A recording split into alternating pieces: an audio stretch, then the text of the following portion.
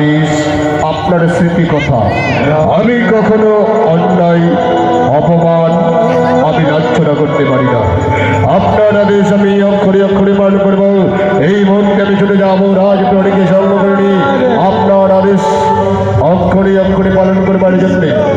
রাজপ্রহরী মহারাজ, আবার কিছু বলেছেন? আমার নতুন মহামান্য সেনাপতি সমস্ত বৈষ্ণবদের সাথে পরিচয় করিয়ে দিই। যথার্থ মহারাজ, আপনার আদর্শই আমার চিরধৈর্য হয়ে উঠবে। আপনি নিশ্চিত ক্ষণকাল অপেক্ষা করুন, আপনার আদেশ পালন করবার জন্য প্রস্তুত। বেশ বেশ প্রহরী, আমি ক্ষণকাল বিশ্রামের দিকে যাত্রা করি। আসি প্রহরী, আসি। ওরে বাবু,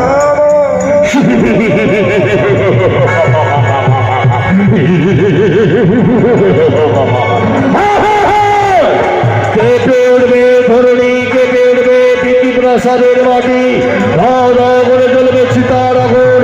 এই সূর্যের অত্যাচার যদি আমি একবার উত্তরাধিকারী রাজ্য সিংহাসনে রাজা হতে পারি, দাম্পত্য জীবনটা যেন মোর মহাধন্য হবে।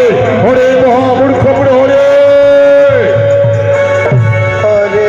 এইবার তুই আমায় নিয়ে চল ওই প্রীতি প্রাসাদের মাটিতে, যে মন্দির প্রাঙ্গণে সদা সর্বদাই কৃষ্ণ নাম করেছে।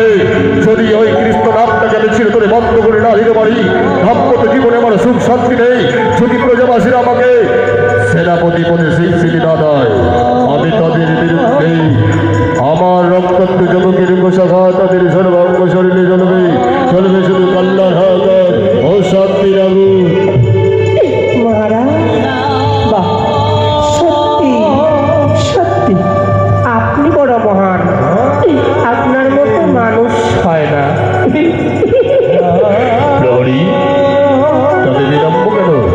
অতি সত্যি দিয়ে আমায় নিয়ে চল সেই মন্দির প্রাঙ্গণের দিকে।